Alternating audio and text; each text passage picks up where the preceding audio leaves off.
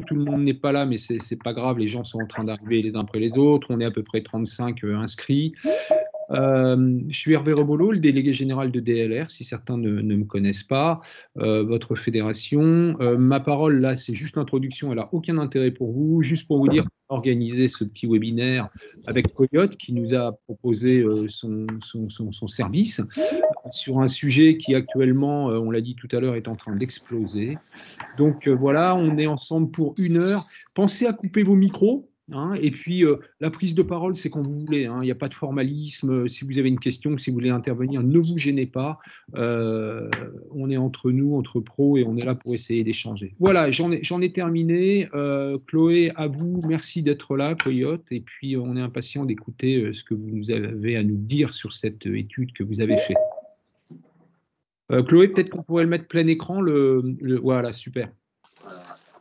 Bon, écoutez, je vais prendre la suite déjà pour montrer un visage. On est avec des masques, mais parce que nous sommes en réunion, mais voilà, on a aussi un visage sous le masque.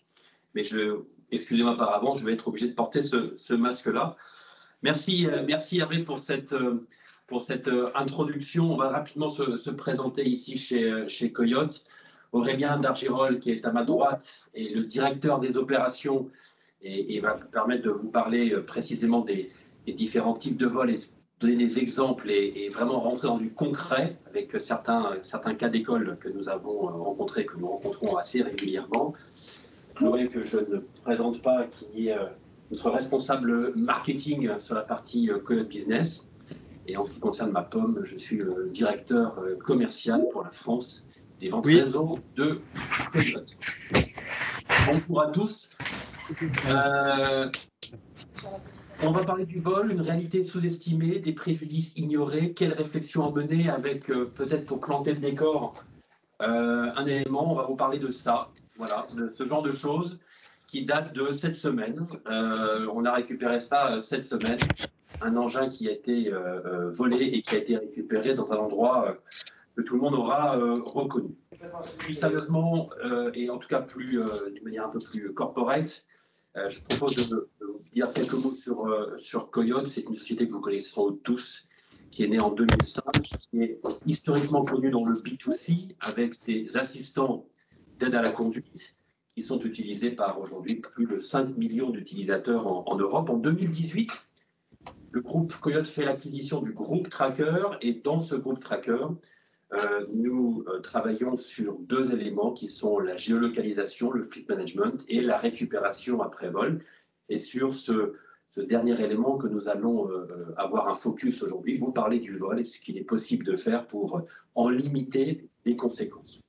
Tous les produits que nous commercialisons le sont sous la bannière Coyote Business.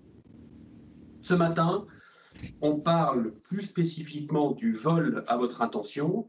Et le vol, c'est un sujet qui gagne en importance, et nous le voyons surtout depuis 2020, paradoxalement depuis le confinement, et c'est le fruit d'une conjonction de plusieurs facteurs. Le premier, c'est une activité économique qui, contrairement à ce que l'on peut entendre à droite à gauche, est plutôt porteuse, et vous êtes les premiers à le voir dans votre activité du bâtiment au sens large. L'activité est assez nourrie depuis quelques temps.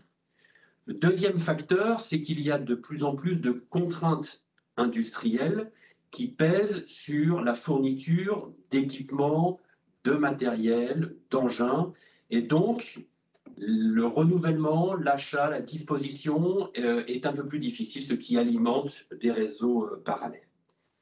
Vous avez un troisième élément qui est une sensibilité de plus en plus importante des entreprises sur ce que nous appelons la continuité d'activité, le maintien d'activité lorsqu'un problème survient, comment je réagis.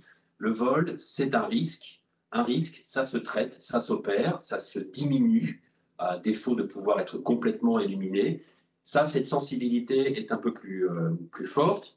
Et puis, vous avez le dernier facteur, et Aurélien vous donnera quelques exemples, vous avez le développement d'une économie du vol avec des groupes qui sont aujourd'hui des groupes extrêmement professionnels, aguerris, des multinationales, pourrions-nous dire en tirant un petit peu le trait, mais nous avons en face de nous des bandes qui sont d'un autre calibre que ce qu'elles étaient il y a quelque temps. Avec Aurélien, ce matin, on va poursuivre 3 objectifs. Vous présenter une photographie du vol en France assez rapidement, vous sensibiliser sur les conséquences et naturellement, vous donner des clés d'analyse pour identifier des solutions qui seront sans doute différentes d'un partenaire à un autre. Et puis, naturellement, vous poserez les questions quand vous le souhaitez. Je rentre dans le vif du sujet pour respecter notre timing et on va proposer le panorama du vol. Pour pouvoir identifier le vol, il faut avoir à l'esprit que les sources sont assez diverses et au risque de décevoir, il est assez difficile d'avoir une vue extrêmement exhaustive et précise de ce que représentent les vols. Dans ce qui concerne les véhicules roulants, véhicules particuliers, véhicules utilitaires, véhicules industriels, bref, ce qui a une carte grise et qui roule, l'information est globalement assez fiable, mais elle ne tient pas nécessairement compte du propriétaire du véhicule. Si chacun a bien à l'esprit qu'un véhicule industriel est plutôt la propriété d'un professionnel, comme un véhicule utilitaire, c'est beaucoup moins vrai pour les véhicules particuliers. Mais on ne sait pas si l'entreprise est petite, moyenne ou grosse, et si donc il y a une capacité à analyser dans le détail les sources. Vous me direz, lorsque je vole un camion, a priori, qu'il appartienne à une petite entreprise ou à un grand groupe, c'est à peu près la même chose. On verra que ce n'est pas toujours le cas. Les sources sont multiples. Vous avez les données du ministère de l'Intérieur, vous avez l'Argos, qui, comme vous le savez, est un GIE des assureurs qui viennent collecter les informations sur les vols. On a, nous, des baromètres des vols Coyote, et puis il y a d'autres sources diverses et variées, des fédérations, des GIE qui également exploitent ou communiquent des informations issues de différentes sources. Pour les engins, et spécifiquement pour les engins, quel que soit leur usage, et on met dans le panier les usages de BTP, travaux publics, voire agricoles, l'information est encore plus parcellaire parce qu'il y a 2 raisons à cela. La première, c'est que la partie vol est moins répandue que sur les véhicules roulants. Pour ce qui est engin, il y en a qui sont assurés contre le vol, mais il y en a une foultitude qui ne le sont pas. Donc, il n'y a pas nécessairement de déclaration faite auprès des organismes d'assurance ou auprès de l'Argos, par exemple. Les petits engins, le matériel de petite taille n'est souvent pas assuré ou mal assuré pour différentes raisons que nous allons voir ensemble. Donc là encore, il est difficile d'avoir certaines informations. Des chiffres circulent sur le vol dans le monde du monde du BTP, le monde professionnel, des chiffres importants. Je vous en cite un, sans pouvoir affirmer que c'est la vérité. On dit qu'il y a 500 000 vols d'engins, de matériel divers et variés par an en France, sans avoir la possibilité de vérifier ce chiffre-là. Ça, c'est le panorama des vols et Aurélien va poursuivre avec certaines synthèses sur ce qu'il faut retenir. Oui, bonjour à tous déjà, et quelques données. Ce qu'on constate sur ces dernières années, c'est une tendance à la baisse des vols, du parc volant. Alors quand je dis tendance à la baisse, on est quand même à peu près un vol toutes les 4 minutes en France, et on est sur 1 milliard de préjudices par an, donc ça baisse, mais le volume est important. Après, si on creuse un peu plus finement en fait, ces données, on s'aperçoit que on a 2 typologies de véhicules ou 2 catégories de véhicules qui ressortent du lot, on va dire. Le premier, je dirais que ce sont tous les véhicules utilitaires qui ont en moyenne une fréquence de vol 5 fois plus élevée que des véhicules particuliers. Voilà. Les véhicules utilitaires, en fait, ont plusieurs intérêts, plusieurs attraits pour le voleur. Il y a le véhicule en lui-même, voilà, c'est le premier cas, mais ce qui va intéresser aussi les voleurs, c'est tous les équipements qui sont attachés ou les équipements à l'intérieur du véhicule ou les aménagements. On a affaire à des vols de véhicules et d'utilitaires dans lesquels les voleurs sont venus récupérer les aménagements. Et puis, on a aussi le contenu en fait, de ces véhicules utilitaires, puisqu'à l'intérieur, on peut retrouver du matériel qui, des fois, vaut plus cher que le véhicule en lui-même. L'autre point qui ressort, ça concerne le vol d'engins. Selon les sources, donc Argos, hein, on est sur une augmentation de 37% des vols entre 2019 et 2020. Comme le rappelait Olivier, hein, les sources assureurs donnent une estimation de 500 000 vols par an sur les matériels et engins. Voilà, donc ça donne un peu en termes de chiffres. Alors, on peut toujours discuter de la volumétrie, puisque, comme Olivier disait, les sources sont compliquées. Par contre, ce qui est non peu discutable, c'est la hausse importante des vols sur ces catégories-là. Dans le baromètre qu'on a fait sur le vol d'engins en 2021, on a une entreprise sur 3 qui affirme avoir été concernée par le vol de près ou de loin. En termes de localisation, voilà, le vol intervient partout en France. Par contre, on peut ressortir, on va dire, un axe principal hein, qui part du nord au sud, et le nord, l'Île-de-France, la région lyonnaise et puis l'arc méditerranéen, voilà, qui concentre, on va dire, la majeure partie des vols. Et puis, une tendance qui commence à émerger là, depuis 2020, qui va concerner la partie Aquitaine et puis les Pays de Loire. Voilà, ce sont des zones dans lesquelles les tendances vol sont en augmentation. En termes de mode opératoire des voleurs, on constate que 42% des vols ont lieu sur des lieux qui sont dits sécurisés, voilà, que ce soit des lieux fermés ou des lieux protégés.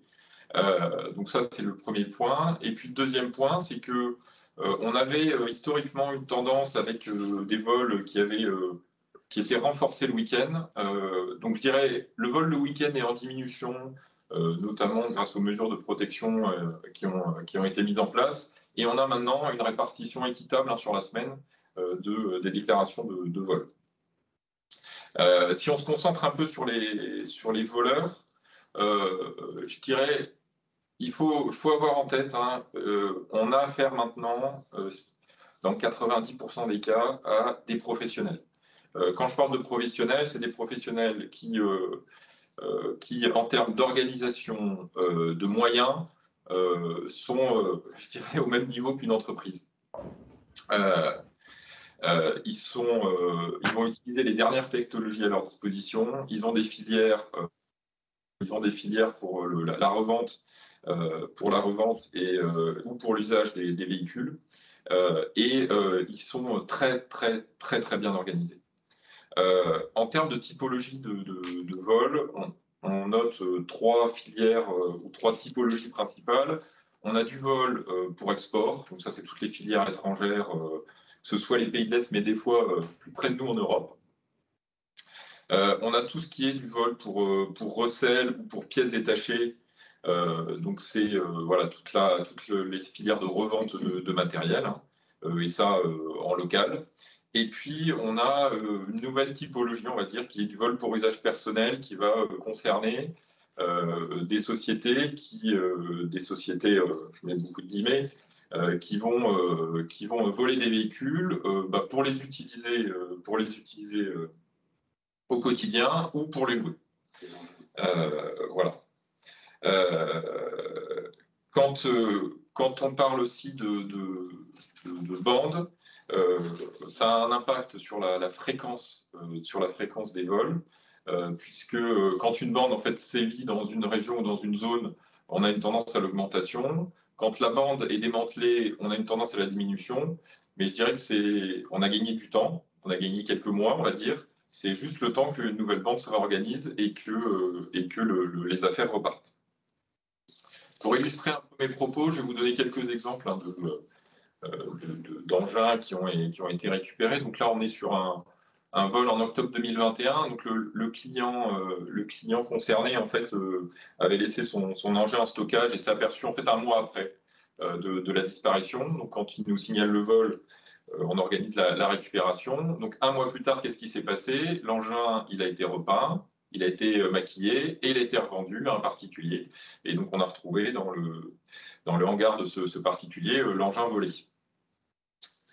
Le deuxième cas de vol donc, qui a été fait l'année dernière, donc ça c'est une belle satisfaction, pour nous.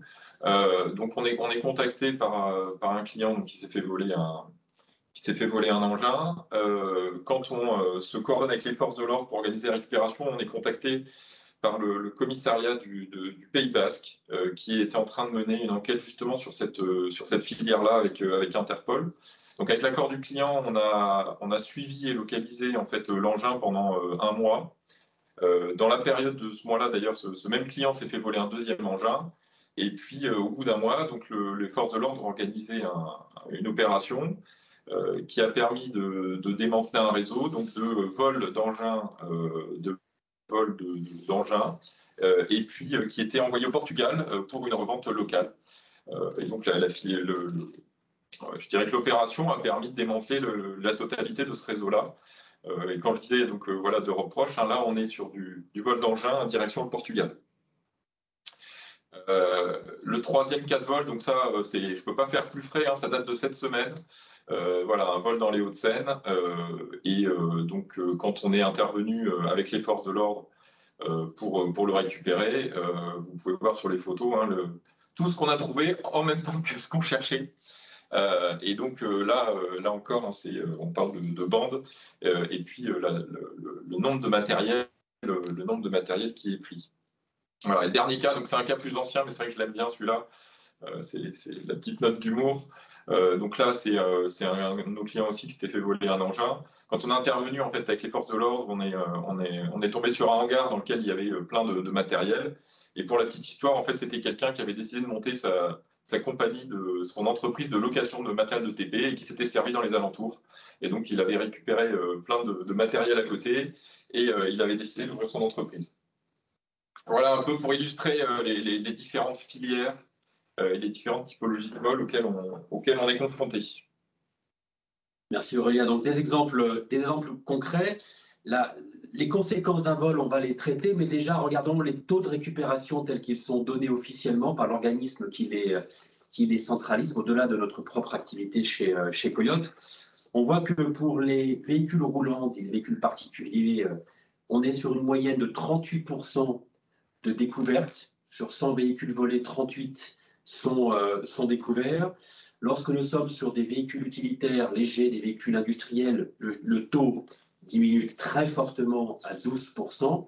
Et lorsque nous sommes sur des engins, et on pourrait par extension parler de matériel de construction, ce taux tel qu'il est remonté par notre organisme Argos va de 0 pratiquement, à quelques pouillèmes près pour de petits matériels, à 11% pour les engins d'une taille un peu supérieure. Donc le vol est une réalité, on l'a vu, géographique, c'est une réalité en termes de fréquence, et le taux de découverte, si rien n'est fait, sont relativement faibles si aucune mesure n'est prise. Les conséquences de ces vols, il faut en voir plusieurs, et d'une manière non émotionnelle. Le vol a une constante émotionnelle chez les particuliers, pour toutes les raisons que chacun peut comprendre. Nous sommes, avant d'être professionnels, nous sommes des particuliers, donc nous avons notre sensibilité sur le vol. Dans l'entreprise, bien évidemment, le regard que l'on doit porter sur le vol est un regard très froid et économique. On doit faire la distinction entre des coûts directs et des coûts indirects. Et le baromètre que nous avons fait l'année dernière en donne une forte nuance. Parmi les coûts directs, vous avez déjà la différence entre le coût du bien à racheter et l'indemnité que votre assureur, si tant est que le bien soit assuré contre le vol, vous apportera. La différence entre ces deux biens, elle peut venir de la franchise sur votre contrat d'assurance ou sur les termes du contrat de location si naturellement vous êtes amené à louer, ça vous le savez encore mieux que nous.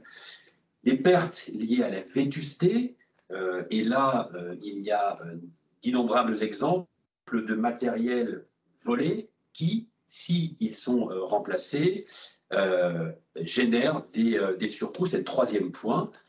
Le matériel dans le BTP a une durée de vie qui est relativement longue, vous le savez mieux que nous, et donc il y a des sauts technologiques qui se font d'une période à une autre. Si vous vous faites voler un engin un peu âgé aujourd'hui et que vous devez le renouveler, si vous ne pouvez pas le renouveler avec un véhicule d'occasion, mais avec un véhicule neuf, vous avez des sauts technologiques souvent liées à l'écologie, à des traitements de recyclage de gaz, etc. Et donc qui renchérissent Ça, c'est le coût direct entre, voilà, j'ai perdu et j'ai au-delà de la valeur d'être comptable, naturellement. Deuxième coût direct, c'est le remplacement que vous devez y apporter et naturellement, il faut remplacer. Donc, vous êtes utilisateur, vous êtes locataire, enfin, vous êtes loueur, il faut remplacer puisque c'est du chiffre d'affaires que vous ne pouvez pas faire à défaut de pouvoir le remplacer. Et effectivement, 38% des personnes qui ont été victimes d'un vol reconnaissent qu'il y a un coût lié voilà, poursuite d'activité via des locations. Donc ça, ce sont des coûts qui sont des coûts que l'on met dans le panier des coûts directs. Quand on rentre dans les coûts indirects, et c'est là que ça devient un peu plus important, un des enseignements, c'est que déjà, rares sont les entreprises qui vont jusqu'à mettre un chiffre sur ces coûts indirects, et pourtant ils existent. 77% des entreprises qui ont été victimes d'un vol reconnaissent une désorganisation de leur activité. Cette désorganisation, elle a nécessairement une magnitude différente selon le matériel volé et selon l'usage qu'a ce matériel. Mais quand même, 77% disent « ça a mis quand même le bazar dans mon organisation ». Deuxième, 30% des victimes reconnaissent une perte d'exploitation ou une perte de marge. Perte d'exploitation, ça va sans dire, je n'ai pas pu rendre le service pour lequel j'avais été, ou j'avais pu être payé ou espérer être payé. Perte de marge, c'est-à-dire pour rendre mon service, j'ai dû investir, louer et autres, donc j'ai moins de marge sur mon activité. 23% estiment ou reconnaissent un surcoût de la prime d'assurance. Regardez dans vos affaires le montant de la prime d'assurance. Il y a aujourd'hui un vrai sujet avec les assureurs, je vais en venir dans quelques instants. Placer sa prime d'assurance selon certaines circonstances est plus difficile ou beaucoup plus cher. Quatrième élément de cette information, 11% reconnaissent une insatisfaction client qui qualifie de tension dans leur relation avec le client. Ce n'est pas nécessairement une perte derrière, mais c'est quand même un élément qui est négatif dans la relation qu'ils peuvent avoir avec leurs clients. Dernier renseignement, 2% uniquement des entreprises reconnaissent avoir subi des coûts liés à du chômage technique. On est un petit peu surpris par ce retour qui reste très faible. Ça veut dire que d'autres solutions sont utilisées, ou en tout cas que le chômage technique n'est pas utilisé à grande échelle lorsqu'il y a le vol. En synthèse de ces chiffres-là, coût direct, coût indirect, le baromètre montre, il a été essentiellement fixé sur les petites et moyennes entreprises, que plus de 40% des vols entraînent des coûts directs supérieurs à 10 000 euros. Pratiquement, si je vais grossir le trait, pratiquement une entreprise sur deux reconnaît des coûts directs supérieurs à 10 000 euros. 20% des entreprises estiment que les pertes indirectes dépassent même largement les 10 000 euros. Mais vous en avez environ un tiers qui n'en savent rien, c'est-à-dire qui disent « j'ai été volé, mais en réalité, je ne sais pas combien ça m'a coûté cette histoire ». Il y a un inconnu sur ça, et c'est bien le sujet que notre baromètre remonte, c'est que une entreprise sur trois reconnaît avoir été exposée de près ou de loin au vol et à ses conséquences, mais ce même tiers, ou pratiquement ce même tiers, reconnaît qu'ils ne savent finalement pas trop quelles ont été les conséquences réelles sur leur activité en termes financiers. Et une entreprise sur deux, ne sait pas s'il est possible de discuter avec son assureur pour en optimiser les primes, en optimiser la couverture, ou simplement vérifier s'ils sont conformes avec les exigences de l'assurance. Certaines polices d'assurance, certaines protections doivent satisfaire un certain nombre de contraintes, de protection, de prévention et autres. Et certaines entreprises, en réalité, ne savent pas s'ils appliquent ou s'ils sont en ligne dans le respect de leur police d'assurance. Donc, au bilan de tout ça, on a eu le sentiment que beaucoup d'entreprises savaient qu'il y avait un sujet, mais ne savaient pas vraiment comment s'y prendre. Alors voilà, en quelques mots, des éléments de stratégie pour prévenir les vols et surtout ses conséquences. Cette approche, elle est méthodique. Je vais d'abord commencer par enfoncer une porte ouverte. C'est bien venu, il faut mieux prévenir que guérir. C'est avant toute chose ce qu'il convient de mettre en place. C'est la partie des basiques. Certains le font très bien, certains le font beaucoup moins bien. Je vous en cite quelques exemples pris à la volée parmi les entreprises avec lesquelles nous travaillons. Sécurisation des biens, système de blocage, chaîne, vous avez des verrous renforcés, vous avez des systèmes de remisage. Le soir, le week-end, vérifier que les matériels sont bien remisés au bon endroit, faire des audits réguliers. Voilà, vous avez tout un parc de matériel. Est-ce que vous êtes certain de leur remplacement? Et le faire régulièrement, faire cet audit régulier permet d'identifier éventuellement si la flotte est très importante, avec des vérifications visuelles et non pas des vérifications téléphoniques, comme on peut le voir parfois en disant oui, le matériel est par là-bas. En fait, on n'en sait rien, il faut le voir et il dit je l'ai bien vu, il est bien là. Et puis vous avez une autre démarche plutôt pour les véhicules utilitaires légers, c'est que selon votre activité ou l'activité de vos clients, puisque vous êtes loueur pour la plupart, c'est le débadgeage des VUL. C'est-à-dire que nous donnons comme conseil à certaines entreprises de ne pas mettre leur nom sur le camion, puisque c'est indiqué aux voleurs que dans ce camion, il se trouve tel ou tel matériel. Et je vais vous donner une anecdote pour Coyote, c'est que au début, dans les premières années d'existence de Coyote, il y avait des fourgons badgés Coyote. Très rapidement, 1, 2, puis 3 se sont fait dévaliser. On a assez rapidement compris le malheur qu'il fallait qu'on enlève Coyote. Je grossis le trait, mais c'est véritablement ce qui s'est passé. Donc, nos camions Coyote ne sont pas badgés Coyote. Et depuis, on a moins de problèmes. Deuxième approche méthodique, c'est ce que j'appelle le plan de maintien d'activité. Ce plan de maintien d'activité, c'est répondre de manière méticuleuse et froide à la question « Qu'est-ce qui se passe si on me vole tel matériel, tel engin, tel véhicule ?»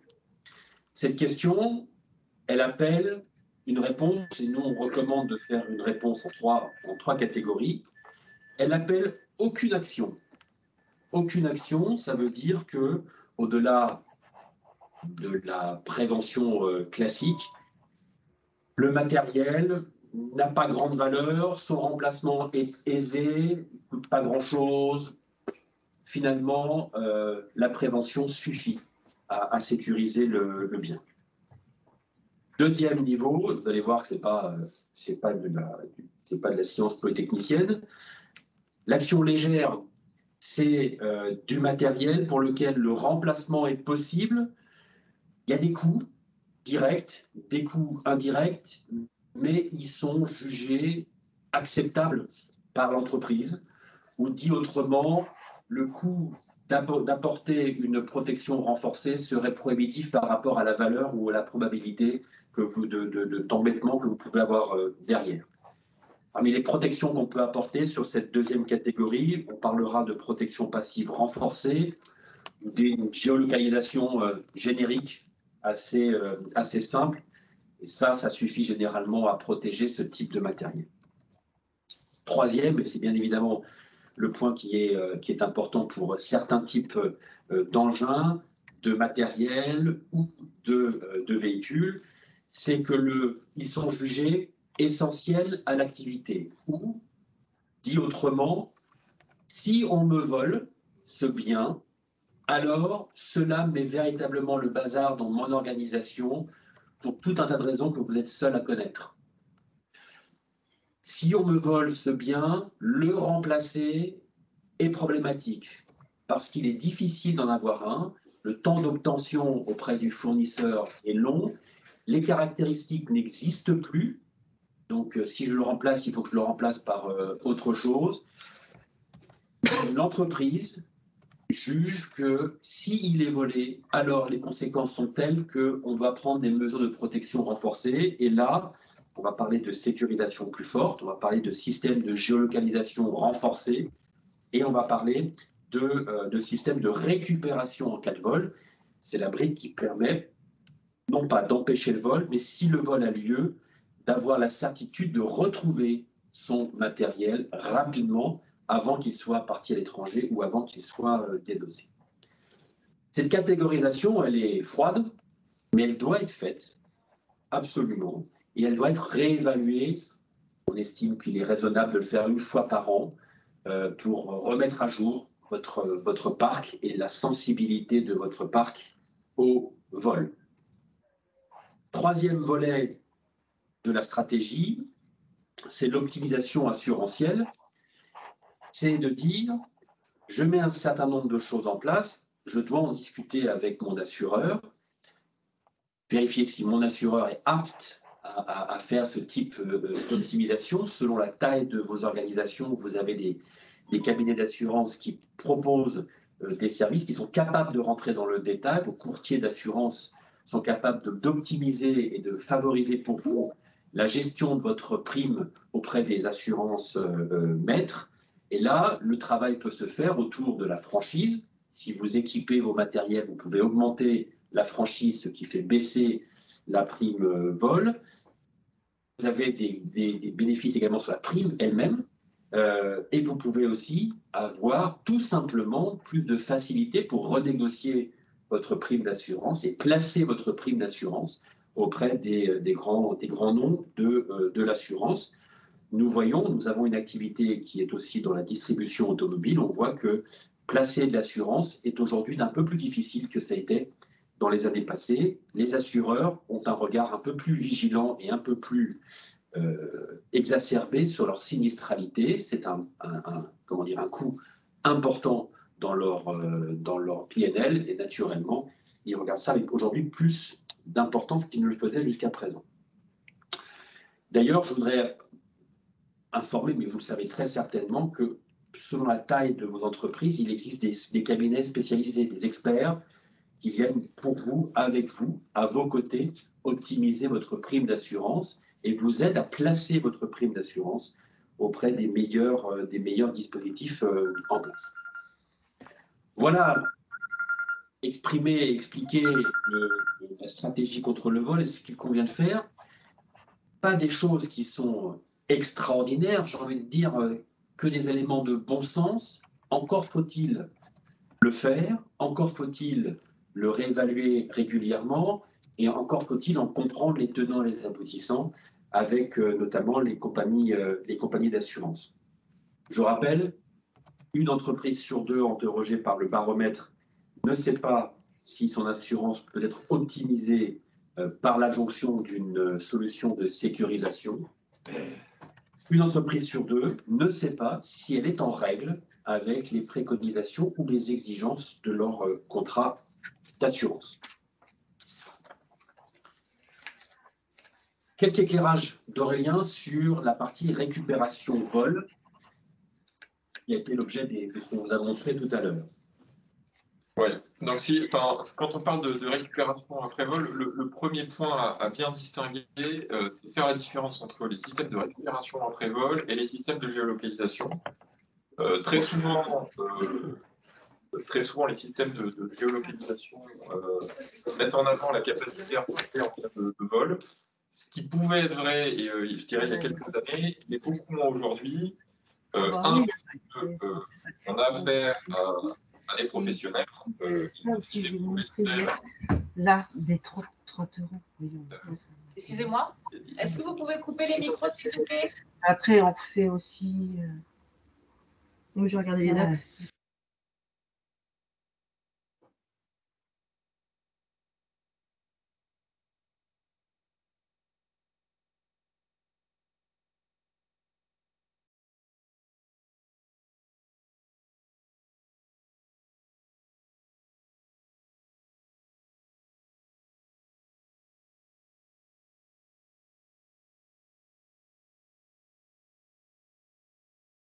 Oui. C'est bon, vous nous entendez toujours? Oui. Ouais. Ok. Vas-y.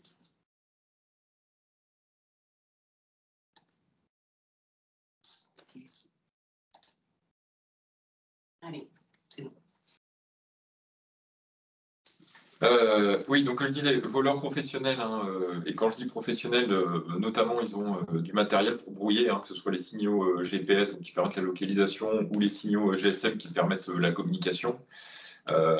Donc ça, quand je parle de professionnels, c'est parce que ils savent très bien maintenant où sont les systèmes embarqués dans les dans les engins, qu'est-ce qu'il faut débrancher, où est-ce qu'il faut aller.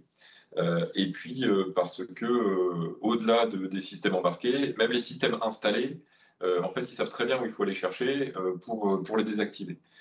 Donc ça c'est le premier point. Et puis, le deuxième point, c'est que suivant la nature des biens, les forces de l'ordre en fait ne vont pas forcément intervenir quand la position n'est pas fiable ou quand la zone elle est trop floue parce que ils sont déjà bien occupés. Donc voilà, bien distinguer en fait des solutions qui servent à suivre et à savoir où est le véhicule et des solutions qui servent à retrouver un véhicule en cas de vol, qui n'ont pas le même objectif et qui répondent à deux besoins différents. Si je dois sortir des facteurs clés de succès pour la récupération après vol, je dirais que c'est des tailles de boîtier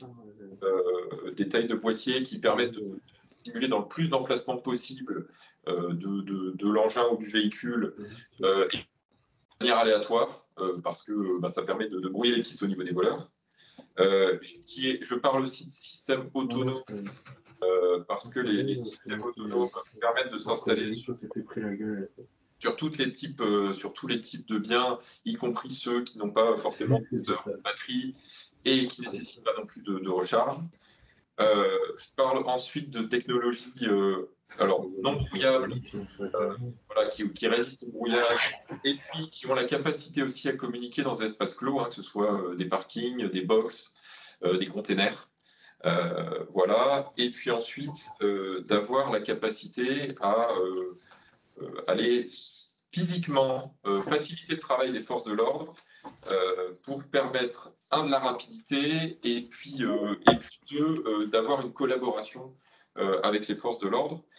Pour vous donner un exemple, hein, c'est pas plus tard que cette semaine, on a fait un test pour un magazine où ils testaient plusieurs solutions de récupération.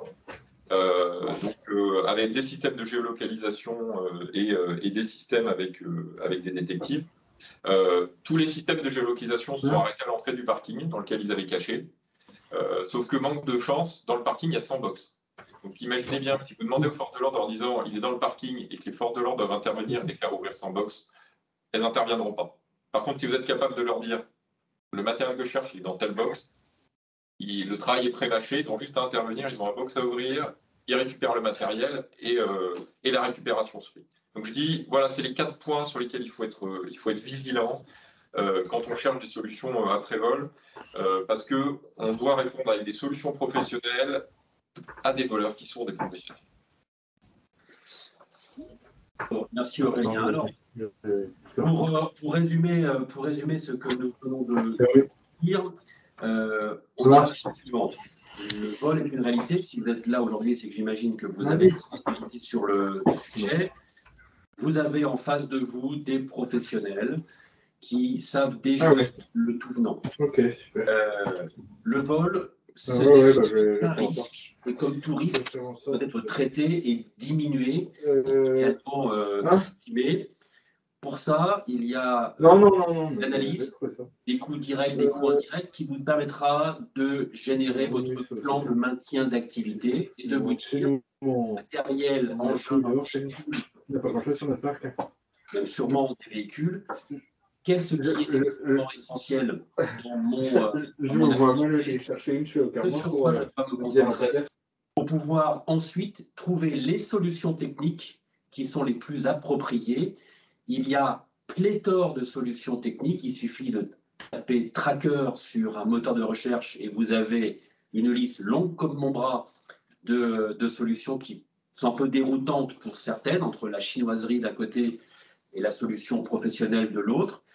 Posez-vous les bonnes questions. Aurélien vient de vous donner quelques éléments de jugement qui sont uniquement des jugements très opérationnels dans la vie, ce qui se passe. leur efficacité, tester, vérifier, leur coût, parce que le coût de l'investissement doit être mis au regard des conséquences directes ou indirectes en cas de vol, leur facilité de mise en œuvre, de dissimulation, c'est une chose que l'on sous-estime souvent. Et dernier point, peut-être le plus important, c'est leur facilité de suivi. Vous avez des systèmes qui sont très bien, objectivement très bien, mais pour lesquels il y a un besoin de suivi, de vérification, de recharge, de batterie ou autre, qui fait que dans la durée, la solution perd de son efficacité. Voilà des facteurs que vous devez avoir à l'esprit dans l'analyse de votre portefeuille et des solutions auxquelles vous pouvez apporter. N'oubliez pas, dernier point, que vous avez des assureurs dont certains sont extrêmement compétents sur le sujet et qui peuvent aussi vous apporter des solutions ou des soutiens complémentaires dans votre analyse. Voilà. Beaucoup parlé. Espérons que cet élément vous a intéressé et peut-être avez-vous des questions et on essaiera d'y répondre dans la mesure de nos possibilités. Moi j'ai une question. Comment expliquez-vous, je mets de gros guillemets, hein, la relative indifférence ou inaction des forces de police? Je vois combien de fois on essaie d'alerter et puis ça bouge pas. Alors je sais que les mecs sont quand même un peu débordés entre les histoires de drogue en banlieue et puis bon, mais combien de fois on signale des matos qui sont sur le bon coin, voire même des matos qui sont dans tel ou tel hangar, on sait où, et les forces de l'ordre ne bougent pas.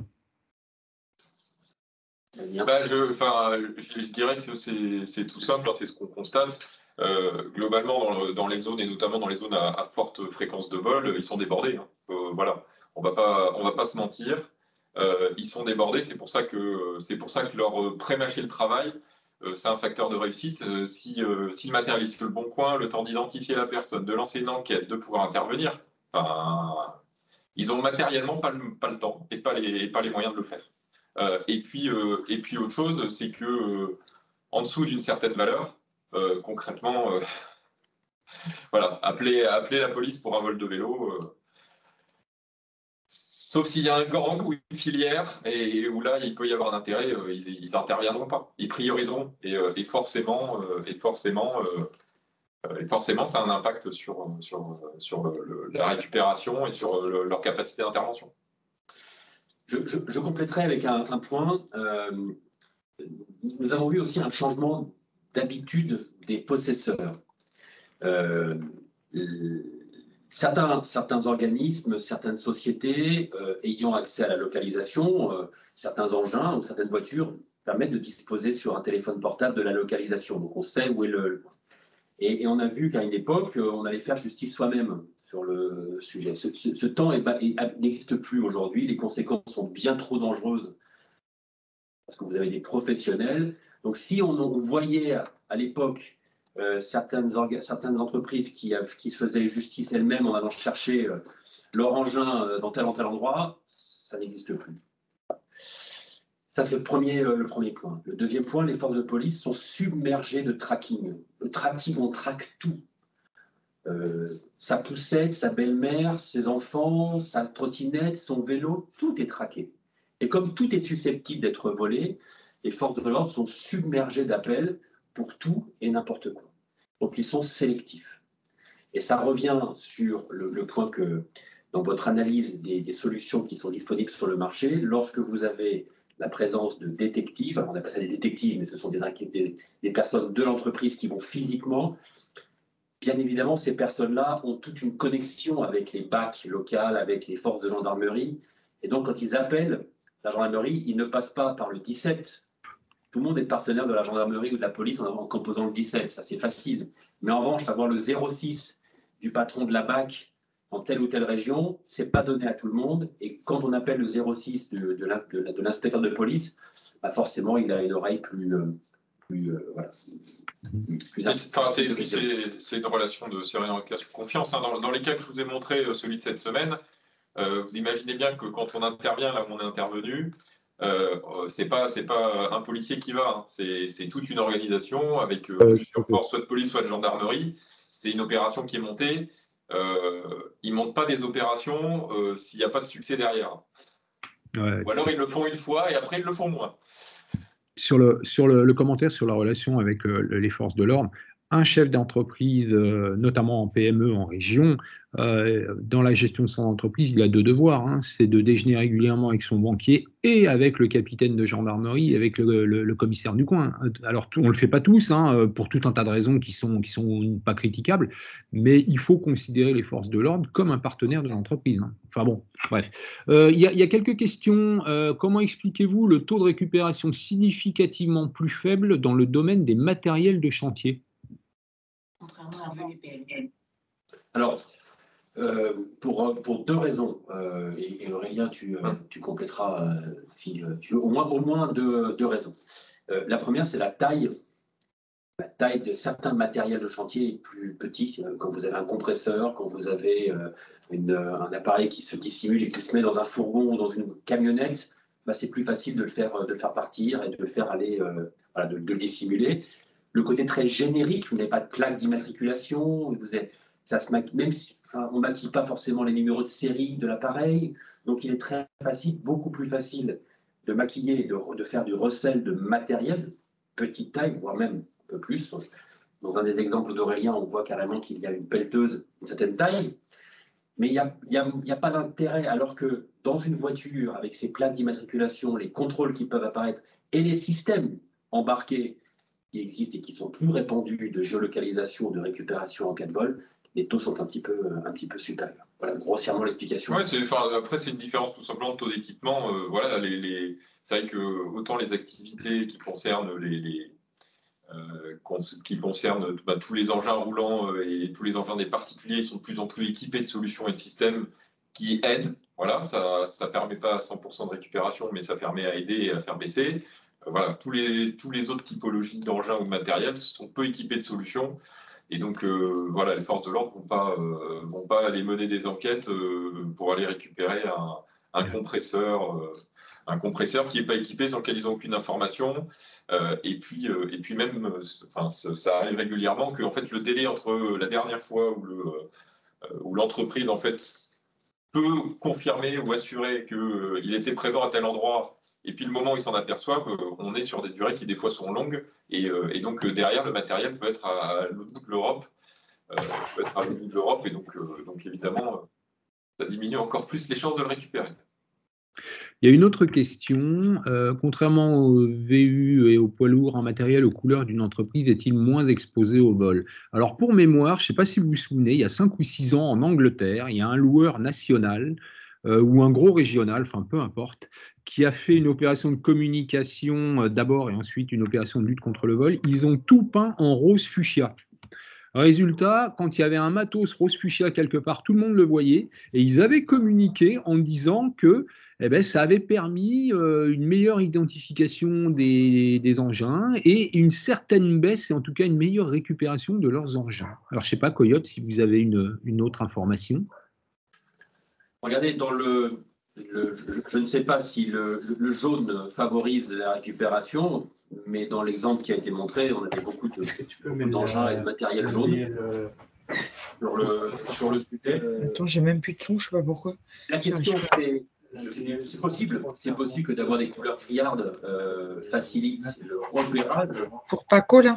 Est-ce que pour autant cela permet aux personnes qui passent à côté de dire tiens, j'ai vu le matériel, il est volé, il faut que je contacte? Je ne sais pas. Je ne pense pas qu'on ait suffisamment d'informations qui permettent de le juger. Ce qu'on voit, c'est que de toute façon, même au-delà de ça, enfin, on l'a vu dans le premier exemple, hein, les gens qui volent ont la capacité de remaquiller, repeindre assez facilement. Donc, je dirais que voilà, si c'est trop voyant et qu'ils ont besoin de ce matériel, ils le remaquilleront, ils le repeindront, et puis voilà. Et l'affaire sera réglée. Il faut l'imaginer, hélas. Voilà, j'ai pas d'autres questions dans le chat. Y a-t-il des commentaires? On est dans notre horaire, on a presque tenu 1 heure.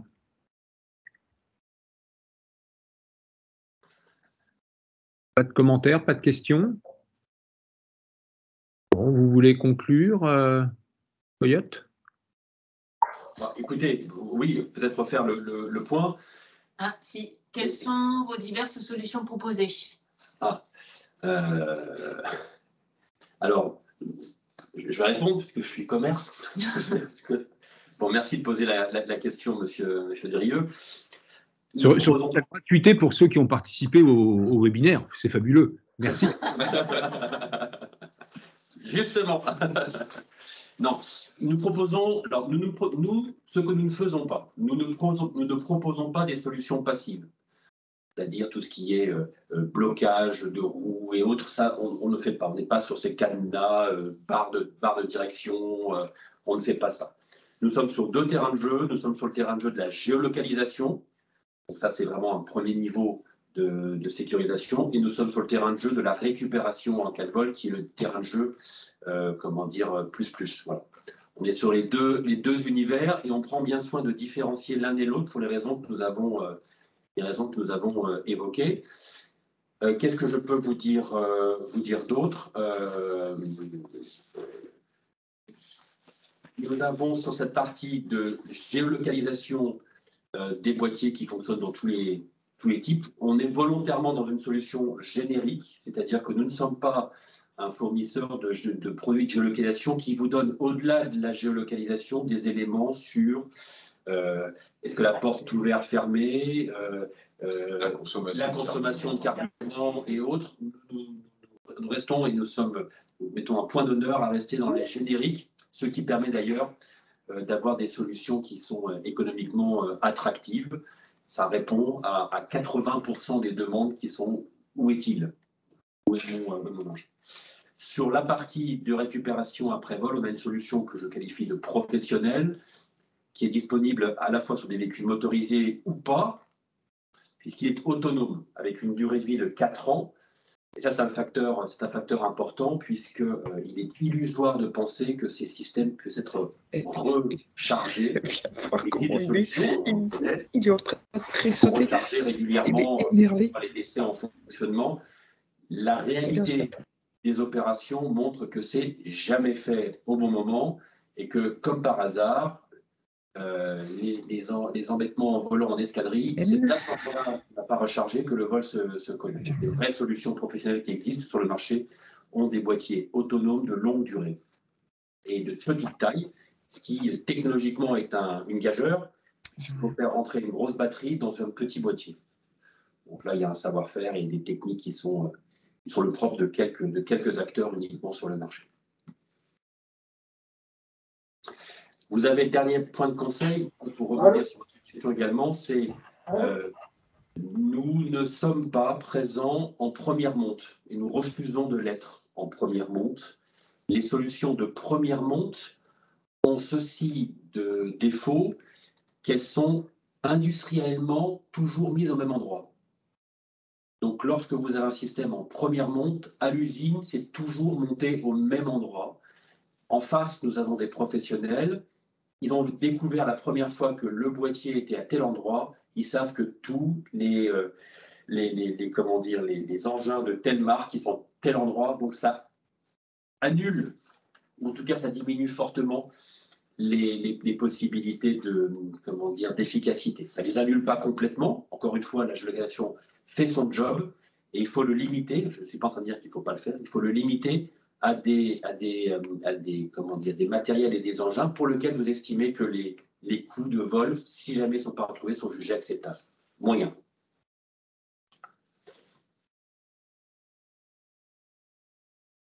Je peux compléter? Parfait. Voilà. J'entendais, vous avez une recrudescence des vols, nous on le voit également dans vos affaires. J'imagine que, est-ce que je peux me permettre de vous poser la question, pas tous en même temps, mais si vous avez accepté ce matin d'assister à ce webinaire, quel était l'élément premier qui vous motivait à participer? C'était parce que vous êtes vous-même soumis à un vol, vous l'avez vécu, ça me permet d'avoir un retour d'information, peut-être partager entre vous sur ce sujet-là, pour les quelques minutes qui nous restent. Alors bonjour, Estelle Perrina, Bouchard Location. Donc la motivation de participer à ce webinaire ce matin, c'est que nous avons été la semaine dernière, on nous a volé des machines. Alors c'est pas tout à fait une méthode de vol je pense, méga classique, mais en fin de compte, on a loué des machines à une entreprise. Cette entreprise nous a passé une deuxième commande. Manitou nous a informé qu'une de nos machines était sur le Bon Coin. Et en fin de compte, la première affaire qu'on a fait avec eux, la machine a déjà été vendue à quelqu'un d'autre. Donc voilà, la machine elle est géolocalisée, on sait où elle est. On est en relation avec le concessionnaire, pour ne pas le citer, c'est Savim, qui a tracé la machine, qui l'a vue, qui sait où elle est. Les plaintes ont été portées effectivement, mais en termes de... c'est pas du vol qualifié puisqu'il y a un contrat de location. Donc, il faut briser le contrat de location pour dire qu'il n'y a plus de location, demander à récupérer les machines et le client, effectivement, n'est plus joignable, hein, vous comprenez bien, et que pour le coup, en fin de compte, ça fait intervenir et les forces de police du 93, que le client est du 93, et les forces de police du côté de Savim pour qu'ils aillent voir le client qui a acheté très certainement en bonne foi son matériel d'occasion. Et que voilà, donc on en est là. Donc je voulais juste intervenir sur ça en disant faites attention, des contrats de location en bonne et due forme, une première affaire payée rubis sur l'ongle, un chèque de caution envoyé, une ouverture de compte au taquet avec pièce d'identité et conditions générales de vente signées, validées, et une entreprise qui existe depuis 3 ans avec une enquête financière de fait où rien ne présageait que ce client pourrait nous voler des machines. Donc là, aujourd'hui, on en a récupéré une qui était sur la voie publique. On a un 2,5 tonnes Toyota dans la nature qui n'est pas géolocalisé. Donc, celui qu'on a récupéré, c'est un MT 1840 Manitou, donc effectivement géoloc, et ce qui nous a permis de le trouver très rapidement sur la voie publique. Et le second est donc du côté de Narbonne, un MT 1840 géolocalisé Manitou.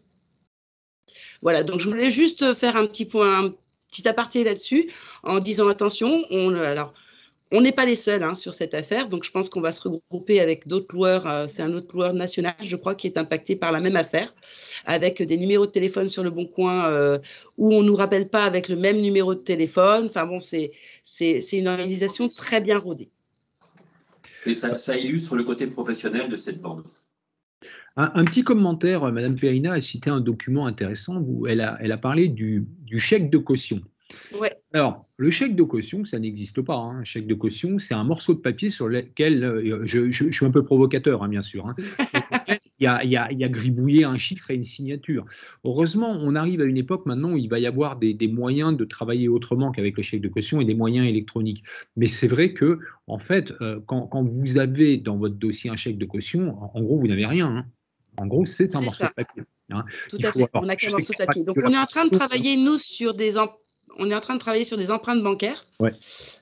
Qui sont plus faciles, où on peut aussi, mais on est en train de travailler dessus, on n'a pas encore abouti sur le sujet, emprunt bancaire avec des lignes dans les conditions générales de vente où effectivement on peut débiter cette carte bancaire s'il y a non-paiement ou si la machine a été détruite lors de la location, enfin sur différents points. Voilà. Ouais, tout à fait. Alors le chèque a encore de belles heures devant lui, parce que les artisans, les petites locations, etc. Mais c'est vrai que c'est quelque chose qu'il faut de plus en plus refuser parce que maintenant il y a un historique, c'est normal que le chèque ait été là à une époque, mais voilà, donc c'est la petite remarque, le chèque de caution, d'abord légalement, c'est pas un chèque de caution, et ensuite, ça n'est qu'un morceau de papier avec un gribouillage dessus. Je suis d'accord. On a eu un cas, nous, l'année dernière, d'un client dans la même situation que vous, voilà, avec une entreprise qui fait une location, qui récupère le matériel et qui derrière l'a revendu. Et on a récupéré. C'est vrai qu'il faut rappeler que le vol lui-même, vous l'avez illustré, vous en avez parlé, mais avant le vol, très souvent, notamment dans la location, il y a tout ce fond documentaire, la personne qui arrive avec un cabis, avec des papiers d'identité, etc. Là aussi, on constate que ça, c'est de l'escroquerie avant d'être du vol. Il y a une explosion des escroqueries. Alors, les faux documents, là, c'est hallucinant, quoi. C'est hallucinant, vous obtenez quasiment, maintenant avec le dark web, de toute façon, vous obtenez à peu près n'importe quel document relativement facilement. Donc la vigilance sur le fond documentaire capté auprès du client, elle doit être drastique. Drastique, ça suffit pas, mais en tout cas, on peut plus prendre un papier comme ça et dire bon bah c'est bon. Alors surtout si le client est inconnu et puis toujours sur un nouveau client, comme vous disiez, Madame Perrina, bah, c'est se méfier de la deuxième et surtout de la troisième commande parce que en général c'est là où ça peut faire très très mal. Voilà. Vous avez dans les solutions de télématique tout ce qui concerne les zones de protection, c'est-à-dire que vous définissez dans vos outils un périmètre. Si la machine franchit ce périmètre, qui est de votre propre construction, ça vous envoie une alerte. Ce n'est pas nécessairement que c'est un vol, mais en tout cas, ça vous dit c'est bizarre. Et selon votre localisation géographique, ça peut accélérer le déclenchement d'opérations de vérification ou autre. Tout à fait. Alors effectivement, on a été, voilà, c'est un dossier qu'on est en train de mettre aussi sur le feu, c'est-à-dire que définir une zone autour d'un chantier de location, ça demande derrière un process auprès des équipes de dire on a loué notre machine à cet endroit-là, on lui permet de faire 5 ou 10 km autour de ce point de chantier et d'avoir un discours avec le client aussi à la réservation de la machine. Effectivement, elle va fonctionner où et dans quel périmètre. Mais en disant ça, avec votre client, vous sortez du bois. C'est-à-dire qu'il sait que. Ouais. Et du coup, si ce sont des aigrefins professionnels, ils vous diront oui, madame, c'est très bien. Et la première action qu'ils feront, c'est d'aller chercher dans le véhicule où se trouve ce fameux boîtier. Donc c'est à double revers. C'est à double tranchant. Non, mais c'est à double tranchant. En fin de compte, il y a pas je ne crois pas qu'il y ait de solution parfaite, en fin de compte, hein, clairement. Soit on est très clair avec notre client, elle est géolocalisée, et quand bien même, enfin, je pense que là, on s'est fait voler une machine à Manitou, et quand bien même, on sait qu'elles sont géolocalisées d'usine, quoi, Oui. clairement. Donc, les gens qui nous l'ont volé, qui l'ont revendu, aujourd'hui, ils ont disparu. Il nous reste la personne qui l'a acheté de bonne foi et qui, du coup, devient reseller de bonne foi et qui se retrouve avec un matériel volé alors qu'il ne savait même pas qu'il était volé, quoi.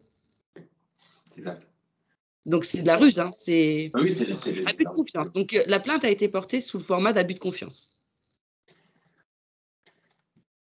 Donc, dans les solutions que nous avons évoquées, si on devait, je vois qu'il est 12h02, si on devait donner une dernière point, c'est que le mieux du mieux, c'est de combiner les deux.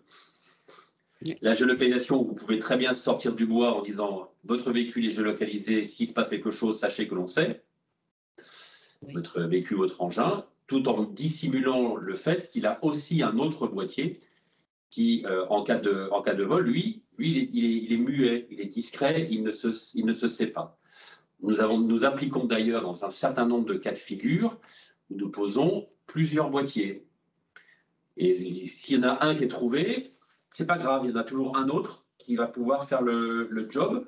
Et là, pour le coup, ils ne savent pas combien il y en a dans l'engin. Alors, parfois, ce n'est pas possible, et parfois, on en met deux. Alors, le fait de savoir où est la machine est quelque part un peu une satisfaction personnelle. Le fait est, c'est que tant que je dirais, la police n'intervient pas, on ne peut pas faire grand-chose. On sait où est la machine, on la voit travailler, on sait combien de temps elle travaille, et pour autant, on ne peut pas aller la récupérer, elle est sur un lieu privé. Donc, oui, alors, c'est vrai que la police était très contente d'avoir le point géologue de la machine, de savoir quel trajet elle a fait, à quel moment et à quelle date et qu'elle travaille encore, c'est fantastique. Mais là, on est à 15 jours, presque à 15 jours d'avoir porté plainte. Et la machine, bah, le mec, il est bien content, il l'utilise, mais nous, on ne l'a toujours pas sur le parc de location, quoi. Les forces de l'ordre ne peuvent pas être bypassées, enfin, de court-circuiter. Ah, c'est clair. Exact. Donc la géologue, en fin de compte, c'est bien, on sait où est la machine. Dans le meilleur des cas, elle est sur un lieu public, on peut aller la récupérer et ça pose de problème à personne, on rompt le contrat et voilà. Et dans le pire des cas, bah, elle est sur un lieu privé et on ne peut pas intervenir. Exact. Donc là, c'est vraiment la limite. Absolument. Voilà. Est-ce qu'il y a d'autres échanges peut-être ? Non, alors c'est peut-être l'heure de la conclusion. Voilà. Écoutez, merci à tous et à chacun de votre participation sur ce sujet dont on voit bien qu'il a de l'importance et qui montre aussi une prise de conscience sur les recherches de solutions. Ce n'est pas un risque qui doit être ignoré, c'est un risque qui peut être regardé, peut-être pas complètement annulé. Madame Perrina, vous venez d'en faire la démonstration, il y a certaines circonstances où vraiment on est au bout du bout, mais déjà, on peut le faire diminuer. N'oublions pas ce que disait Aurélien tout à l'heure, ce sont des bandes, et une fois qu'on en a démantelé une, on a généralement un temps de répit, jusqu'au moment où une autre arrive. Voilà. Il y a des zones en France où elles se reproduisent plus facilement que d'autres. D'autres zones. Voilà. Certains territoires en France, une capacité de reproduction de bandes mafieuses plus forte que d'autres régions. C'est comme ça et il faut le faire avec. Mais voilà, on espère que l'ensemble des éléments que nous avons listés vous permettra de regarder dans chacune de vos affaires et d'étudier la façon la plus opportune de répondre. Et je ne ferai pas mon devoir de commerçant si à la fin je ne disais pas, vous pouvez nous consulter sur Coyote Business et on sera ravis de venir regarder le sujet avec vous dans vos affaires. Merci à vous. Merci à vous. Merci. Merci à chacun. Bonne fin de journée à tous. Merci. Et puis, DLR à votre service. Hein, n'hésitez pas, quels que soient vos sujets, à nous solliciter si vous estimez qu'on peut vous aider. Voilà. Bonne fin de journée, bon week-end, et puis à très bientôt d'une façon ou d'une autre. Merci beaucoup. Merci, au revoir. Bonne journée, bon week-end.